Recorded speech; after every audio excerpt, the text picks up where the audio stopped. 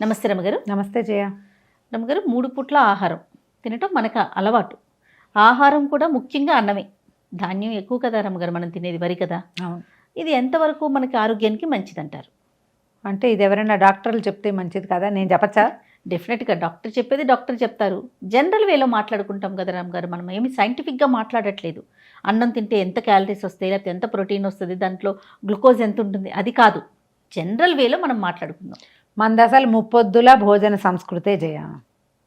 ముప్పొద్దుల భోజన సంస్కృతి నాడు మనకి మెషిన్లు లేవు, పనివాళ్ల సౌకర్యాలు అవి తక్కువ ఉన్న కాలం. తర్వాత ట్రాన్స్పోర్టేషన్స్ లేవు, ఎక్కడికి వెళ్ళాలన్నా మనం నడవాలి. బాత్రూమ్కి 1కి 2కి వెళ్ళాలన్నా బాగా 4 బారాలు నడిస్తే కానీ కనీసం శారీర అవసరాలు తీర్చుకునే అవకాశం కూడా లేని కాలంలో ముప్పొద్దుల భోజన సంస్కృతి తెలుగువారిది. అవును. పైగా ధాన్యం ఇప్పట్లాగా కొట్టుకెళ్ళి తెచ్చుకునే వ్యవహారం కాదు. ఆనాడు చేలలోంచి ఇంటికి వస్తే ధాన్యం దంచుకోవాలి, చెరుక్కోవాలి. దంపుడు బియ్యం తినేవాళ్ళం. ఆ దంపుడు బియ్యం తినే రోజులో 3 పొద్దుల అంత తింటే అవకాశం ఉండదు. దంపుడు బియ్యం అన్నం తక్కువ తింటాం, కానీ తింటాం అన్నం 3 పూట్లు తినేవాళ్ళం. అన్ని పనులే, తోముకోవటం, తుడుచుకోవటం, కడుక్కోవటం, వాకిళ్ళు తుడుచుకోవటం, గళ్ళాపి చల్లటం, ముగ్గులు వేసుకోవటం. అవును గారు. మరి గొడ్డు గోదా ఉంటే పేడ పనులు, పాలు తీసుకోవటం, పొయ్యి అలుక్కోవటం, ఆఖరికి పొయ్యి వెలిగించుకునేది కూడా సమయం తీసుకునేది. అక్కడి నుంచి దంచటము, చెరగటము, విసరటము, ఈ పనులు, కడగటం, ఎండబెట్టుకోవటం, అన్ని ఆహార పదార్థాలు నిలవబెట్టుకోవడానికి మనకు అవకాశాలు లేవు. ఫ్రెష్వి ఎప్పటికప్పుడు చేసుకోవటం, సంవత్సరం అంతా నిలవ ఉండటానికి 1-2 నెలలు పనిచేసేవాళ్ళం. ధాన్యం ఇంటికి వస్తే దాన్ని నిలవబెట్టుకోవడం పెద్ద ప్రక్రియ. ఇంటిల్లిపాది పనిచేసేవాళ్ళం. అవును. అసలు చిన్న పిల్లలైనా పనులలోకి దిగి పని చేయవలసిందే. నేను చెప్పనా, మేము ఆవకాయలు పచ్చళ్ళు ఎలా పెట్టుకునేవాళ్ళం అంటారు. అదే కుటీర పరిశ్రమల్లాగా ఉండేవి. ప్రతి ఇంట్లోనూ పని ఉండేది. కాస్త ఎక్కడికైనా వెళ్ళాలి అంటే కాలినడకన వెళ్ళాలి. అంత శ్రమ, శారీరక శ్రమ పుష్కలంగా ఉండేది. అప్పుడు మనం ముప్పొద్దుల అన్నం తిన్నా, పొద్దున్నే అన్నం తిని, మధ్యాహ్నం అన్నం తిని, రాత్రి అన్నం తిని కుదిరేది. ఈ రాత్రి అన్నాలు పొద్దుట అన్నాలు కూడా చూద్దాం. పొద్దున మనకలాగా బారెడు పొద్దెక్కాక లేచి తినేది అసలు లేనే లేదు. అవును. సూర్యుడి కంటే ముందు లేచేది, సూర్యుడితో పాటు అన్నం తినేది. మళ్ళీ మధ్యాహ్నం ఇంటికి ఎగిసాక సూర్యుడు, మిట్ట మధ్యాహ్నం అన్నం తినేది. సాయంకాలం సూర్యాస్తమయం అవ్వగానే గూట్లో దీపం, నోట్లో ముద్ద. రాత్రిపూట లైట్లు, దీపాలు, వ్యవహారాలు లేవుగా. చీకటి పడేసరికి అన్నం తినేసేవాళ్ళం. ఇప్పుడు ఎంతమందో చెప్పట్లేదా మనకి, రాత్రి చీకటి పడేసరికి అన్నం తినేయండి 7 లోపల. అవును. 6 o'clockకి అన్నం తినేయాలి, రాత్రి ఇంకేం తినకూడదు మీరు ఏం చేసినా సరే. పూర్వం రాత్రిళ్ళు తినడానికి ఇలాగా ఫ్రిడ్జ్లా, పాడా, మనకి డబ్బాలా, స్నాకింగ్గా, టిఫిన్లా, ఎక్కడి నుంచైనా తెచ్చుకు తింటాలా, కొనుక్కోవటం ఏముంది? ఏమీ లేదు. సాయంకాలం తిన్నదే రేపొద్దుటి దాకా ఇంచుమించుగా ఈ 12 గంటలు ఇప్పుడు తిన్నదే ఆహారం. టిప్పింగ్ అసలు లేదు కదా, కొంచెం కూడా స్నాకింగ్ లేదు. పైగా ఇంత నడిచిన మీదట శరీరానికి కావలసిన ఆహారాన్ని ఏది తీసుకుంటే దాన్ని శరీరం శోషించేది, పీల్చుకునేది బాడీ. ఆ కాలంలో ముప్పొద్దుల భోజనం ఉండేది, దానికి అది కరెక్ట్. ఇప్పుడు కూడా మనం ముప్పొద్దుల భోజన సంస్కృతిలోనే ఉన్నాం.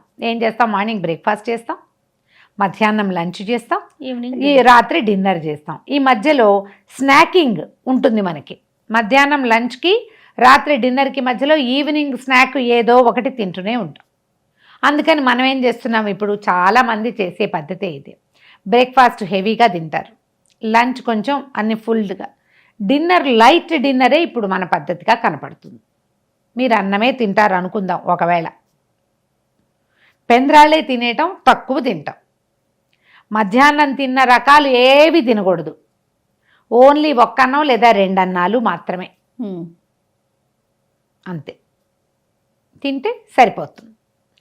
ముప్పొద్దుల భోజన సంస్కృతే ఉంటుంది. మన వాళ్ళు ఏం చేస్తున్నారు, అన్నం తినని వాళ్ళందరూ ఏ రొట్టెలో తింటాం, ఏ ఉప్మావో తింటాం, తేలిగ్గా కిచిడీ లాంటివి ఏమైనా చేసుకోవటం. అది కూడా రాత్రి 10 గంటల దాకా కూర్చోకుండా పెందరాళ్ళే 7కో 8కో తినేస్తే మన శరీరం అరగడానికి, మనం పడుకునే లోపల అన్నం ముప్పాతిగా అరిగిపోతుంది. ఆలోచించి ప్లాన్ చేసుకోండి. ఎప్పుడైనా మీరు అన్నం తగ్గించి ఆహారం మానేసి శరీరాన్ని బాగా శుష్కింపజేసి సన్నబడితే గనక ఎప్పుడైనా ఓ గుప్పెడి తినంగానే ఓ పుంజీడు వస్తుంది ఒళ్ళు. 4 రోజులు చీటింగ్ చేసామా ఒళ్ళు వచ్చేస్తుంది. పైగా ఆహారం కోసం శరీరం ఆవురావురు మనిపోతూ ఉంటుంది. అవునండి, ఆవురావురుమని నువ్వు ఇంత ఇచ్చినా అదంతా ఫ్యాట్స్ కింద నిల్వ చేసేసుకుంటుంది, అలమటించిపోయి దాచేసుకుంటుంది, ఫ్యాట్స్లోకే దాచేస్తుంది. దాన్ని అలమటించిపోయేలాగా చెయ్యొద్దు, వేళకి అందిద్దాం కాకుండా క్వాంటిటీ తగ్గించమంటారు. క్వాంటిటీ తగ్గించండి, క్వాలిటీ ఉంచుకోండి. శాంతం మానేయొద్దు అంటారు. ఎప్పుడు మానకూడదు జయ. శరీరం అలమటించిపోతుంది మా ఆహారానికి, చాలా తప్పు. ఆత్మారాముడిని క్షోభించనివ్వకూడదు, అట్లా తినాలి. కానీ చీట్ మీల్ తినచ్చు. అంటే ఏంటి, అన్నంలాగా అనిపించేవి తినచ్చు, పొట్ట నిండేదాన్ని తినచ్చు, బరువైంది కాకుండా తేలిక దాంతో నింపచ్చు.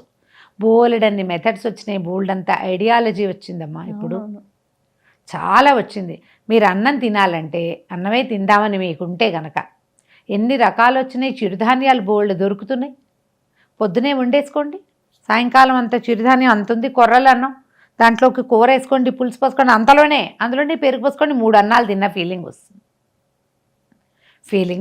ఇన్ని పదార్థాలు చేరి పొట్టకు హెవీగా ఉంటుంది. దాంతోపాటు ఏవో కొంచెం పచ్చికూరలు తింటామో, పళ్ళు తింటామో. మళ్ళీ రాత్రిపూట పళ్ళు తినకూడదు. మనకి డయాబెటిక్ అయితే కనుక మనం కొన్ని రకాలు తినకూడదు. మనకి థైరాయిడ్ ఉంటే కొన్ని తినకూడదు, అసిడిటీ ఉంటే కొన్ని తినకూడదు. ఇవన్నీ సార్వజనీనంగా ఒకే ఐడియా కాదు కదా, నీ రకం వేరు, నా రకం వేరు. ఖచ్చితంగా, అవునా కదా? ఆలోచించండి, మీ శరీరానికి సరిపడేది, మీకు సూట్ అయ్యేది, మీకు అలవాటైంది, మీ చిన్నప్పటి నుంచి మీరు తింటున్నది. చిన్నప్పటి నుంచి తినే వాటిని మానేసి పూర్తిగా ఎంటైర్లీ కొత్త వాటిని తినే పద్ధతి ఇప్పుడు వచ్చింది. అవును, అన్నం పూర్తిగా ఎత్తేస్తాం. మనమే కాదు, మన నాన్నలు, తాతలు, ముత్తాతలు కూడా అన్నమే తిన్నారు. మనం ఇప్పుడు డైటింగ్ కోసమనో, డయాబెటీస్ కోసమనో, మెయింటెనెన్స్ కోసమనో, క్యాలరీస్ తగ్గించాలన్న ఒక ఉద్దేశంతో అన్నాన్ని పూర్తిగా ఎత్తేసి దాని బదులు కొర్రలు ఇంకో ఏమిటో తింటున్నారు. నేను దాన్ని నమ్మలేం జయ. ఏమిటో మనం అమ్మ కోసం అలమటించినట్టుగా అలమటించిపోతుందా మా శరీరం అన్నానికి. ఎప్పుడే చూస్తే తీసేసుకుందాం అనిపించేస్తుంది. కాదు, నేను చాలా స్ట్రిక్ట్గా ఉంటానంటారు. ఎందుకు అంత పొట్టని శోషింపజేయాలో నాకు అర్థం కాదు. అంత స్ట్రిక్ట్ ఎందుకంటారు, అంత బాధ పెట్టడం ఎందుకు? ఓ పూటైనా అన్నం తినచ్చుగా కనీసము. కరెక్ట్. 2వ పూట తినండి. కొర్రలో 5 వచ్చినాయి కదా, అండు కొర్రలు బోల్డ్ ఉన్నాయి, అప్పుడు తినచ్చుగా. కరెక్ట్ అండి. ఆలోచించండి. ఇందులో మళ్ళీ పిల్లల్ని, వృద్ధుల్ని చేర్చకండి. పిల్లలకి జంక్ పెట్టకూడదు అంతే. కానీ కాబ్స్ అన్నం ఇవ్వకుండా ఓట్స్ పెడతా అవి పెడతా అలాంటివి చేయబోకండి. హాయిగా అన్నం పెట్టండి, సుఖంగా అరిగిపోతుంది. దాంతో బలం రాదు, బలం లేదు. బలం వచ్చే సాధనం ఇంకోటి పెట్టండి. దాంట్లో బలం వచ్చే సాధనాలు అన్నాలు కాదు, కొర్రలు ఇవి కూడా బలం వచ్చే సాధనాలు కావు, అన్నానికి భిన్నం కదా అవి. ఏం చేస్తున్నావు, దేనితో వస్తాయి అవన్నీ? కూరలతోటి, పప్పులతోటి, మీరు పైనిచ్చే అనుపానాలతోటి బలం వస్తుంది. బైండింగ్ మాత్రం అన్నమే పెట్టుకోండి. బైండింగ్ అన్నమే పెట్టుకోండి. ఇంత పెట్టద్దు, అంత పెట్టండి. పోని కొంచెమే తక్కువ పెట్టుకోండి. అంత పప్పు వేసుకుంటే అందులో సగమో అంతేనో అన్నం పెట్టుకోండి. పాత పద్ధతి ఏంటి చేయ, అంత అన్నం, అంత పప్పు, ఆ మాత్రం కూర, ఓ ఇంత పచ్చడి ఉండేది. ఇప్పుడు ఏం చేస్తున్నారు, అన్నం ఇంత, కూర ఇంత, ఇవింత, ఇలా పెద్ద పెద్ద పోర్షన్స్లో దాన్ని ఉంచండి. అన్నం పరబ్రహ్మ స్వరూపం, దాని నుంచి పక్కకి వెళ్ళిపోకండి. మీకు ఎన్ని కొత్త దేవుళ్ళు వచ్చినా లోపల వ్యవస్థితుడుగా ఉండే పరమాత్మ ఒక్కడే.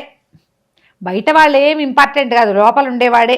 ఆ శరీరానికి అసలు కావాల్సిందేమిటి, మీ జీన్కి కావాల్సిందేంటి, జెనెటికల్గా మీరు కొన్ని తరాల వెంబడి ఏం తింటున్నారు, అది చాలా ముఖ్యమైనది. మీరు ఏ నదీ పరివాహక ప్రాంతాల్లో పుట్టారో అక్కడ పెరిగే ప్రధానమైన గ్రెయిన్ గింజ ఏదో అది మీ అన్నం, అది మీ ఆహారం. ఇప్పుడు అనంతపురం వాళ్ళంతా జొన్నలు తింటారు. అవును, వాళ్ళకి అదే ఆహారం. మన వైపు జొన్నలు తింటాం, మన తాతల నాడే పోయింది. అవును, మనం మా తాత ముత్తాతల నుంచి బియ్యమే తింటున్నాం కదా. అవును. ఇప్పుడు ఇవి 2 వేరు భావాలు చేయ. నా ఉద్దేశం ఇది, నేను డాక్టర్ని గాను, నా ఉద్దేశం ఇది. ఒక చంటి పిల్లాడు ఉన్నాడు, 1 ఏడాది లోపల పిల్లాడు, ఏది జొన్నన్నం పెట్టుబడికి కొర్రలు పెడతావా? పెట్టలేం కదా. వాడికి అరుగుతుందా పాపం? తేలిగ్గా అరిగేది కదా వాడికి ఇవ్వాల్సింది. అన్నం బియ్యం వేయించి కొద్దిగా అంత చేసి పెడితే అరిగిపోతుంది సులువుగా. మనం అలా అలవాటు చేస్తాం. కానీ అనంతపురం రాయలసీమ వాళ్ళకి జొన్నలు అలవాటు ఉంటే బాగా దాన్ని సన్నటిగా చేసి దాన్ని నిలవబెట్టి అక్కడ పద్ధతి ప్రకారం పెట్టుకుంటారు. అంతే కదా పెట్టలేం కదా. ఓట్స్ పెడుతున్నారు ఇవాళ రేపు చిన్నపిల్లలకి, ఎందుకు వచ్చిన ఓట్సో తెలియదు, దిక్కుమాలిన ఓట్స్. అసలు మన దగ్గర పండే గింజే కాదు అది, ఎందుకు వచ్చిన గోల? ఆలోచించండి. దేనికైనా లాజిక్ కావాలి కదా, ఖచ్చితంగా. దీనికి కూడా లాజిక్కే వాడండి.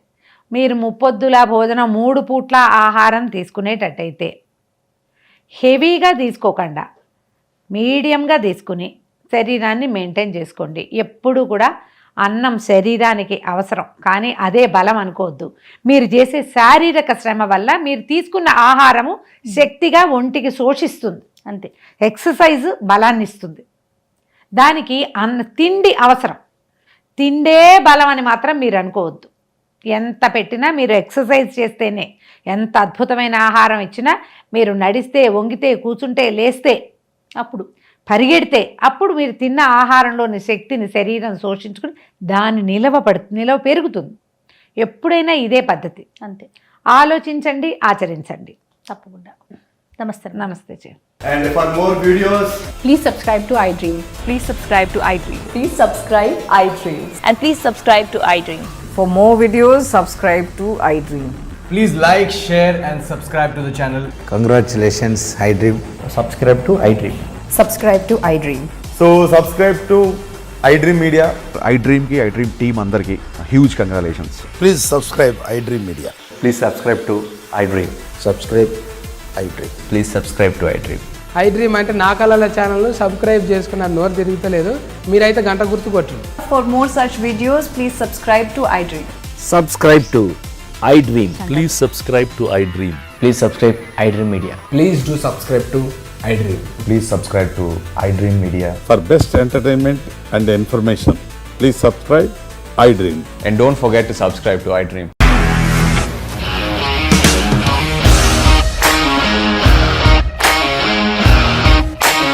ఇండస్ట్రీలో కమిట్మెంట్ ఇష్యూస్ వస్తే నీకు కూడా వచ్చినట్టు మార్నింగ్ తీసుకెళ్ళాలంటే కొట్టి పడేస్తాడు.